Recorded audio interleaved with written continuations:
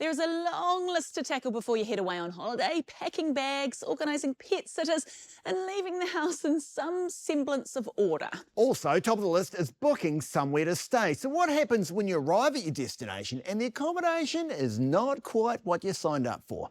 Alistair went to find out.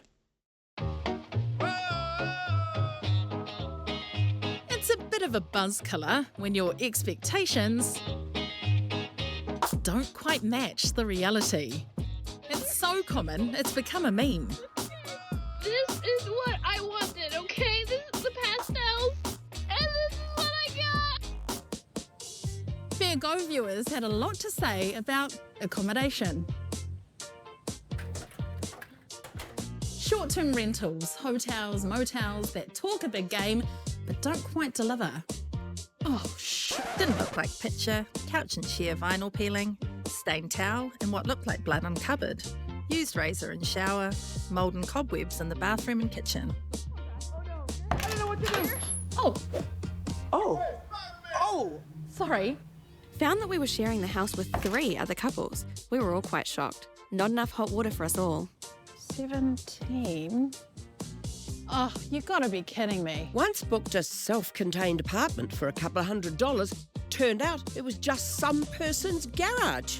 I'll never forget where I was on my 70th birthday, that's for sure. Australian-based Christine Long had an experience of her own. It was just I hadn't been out of the country for 15 years, because I was always working. She booked this Airbnb in Wellington for 6 nights at $240 a night. It looked clean and modern and was within her budget, but when she turned up to the building... My heart sank a bit, and when I went through the front door, the first thing that hit me was the smell of the building. I thought, maybe it's just a nice apartment in a bad building. And then I went inside, and my heart sank a little bit more. Christine says the apartment looked different to the listing. She says it was so dirty that she had to clean a little herself, and the bedding was unclean, and there was no mattress cover. Plus, the glass windows overlooking the scaffolding were so dirty you couldn't see out them, and I actually licked my finger and wrote on them, "Clean these windows." looking at Christine's pics, you might think it could be worse, but shouldn't the pictures on the listing be accurate?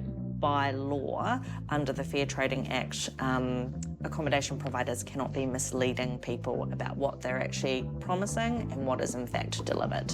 In Airbnb, there are the host terms, and that says that you need to ensure that the availability, what's presented, how many bedrooms, the cleanliness, the photos, all of that needs to be accurate. But Consumer New Zealand's Gemma Rasmussen says people need to be reasonable. Perhaps if a coffee table is different or an artwork has been swapped out, then that's probably not going to be grounds for complaint. But if you're looking at a completely different setup from the photo that has been represented to you, or the house is a lot dirtier, then you do have grounds for complaint.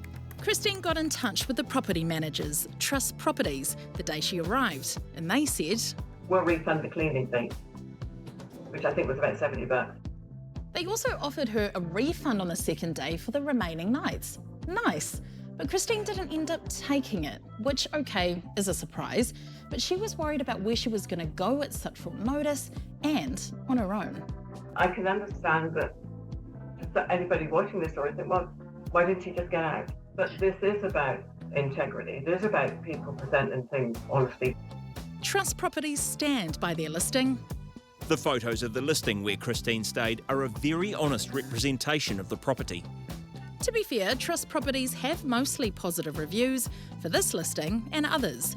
Christine was able to leave her own. But as for the accuracy of the pics, we'll leave that up to you to decide. Did you complain to Airbnb? I did not contact Airbnb until I got home. And I assumed, never assumed, that once they got some information that they would have a process of inspecting the building and checking out who's telling the truth here. Airbnb apologised and directed Christine to the host. It also investigated further and gave Christine a refund for the first night, since she decided to stay in the apartment for the rest of the week. It also promised a team would be sent out to check the property. But what responsibility does Airbnb have to make sure hosts are being honest on its platform? Airbnb would be vetting descriptions and photos that are uploaded. However, when you think about the sheer number of listings in New Zealand, it is possible that things could slip through the cracks. Our team is very much focused on ensuring each stay is a positive experience. We introduced air cover for guests free. It's part of the Airbnb app and website, allowing guests to raise issues. In Christine's case, appropriate action was taken in line with our policies. We asked what that action was. Airbnb didn't tell us about Christine's specific case, but says more than 12,000 listings have been removed globally since April. Our hosting quality system identifies listings that may have failed to meet expectations of our community. It also helps provide hosts with more specific and actionable guidance about how they can improve. When repeated or severe violations of our ground rules for hosts are reported, listings may be removed from the platform. Great to know some action can be taken. So here's some options if things go wrong. Be prepared to take action straight away. Don't unpack your bag, get out. Contact the owner or host straight away. If that isn't working, get in touch with the third party you booked with. Airbnb's policy says to contact them within 72 hours of the issue arising.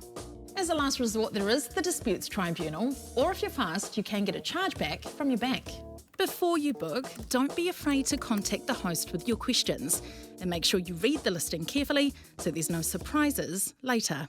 Oof, good advice. And a wee tip from Hato, get out the old Google Earth, Google Street View, get in there, you can get a look at the front of the house, you can see how far your coffee shop's away, get a look at the neighbourhood.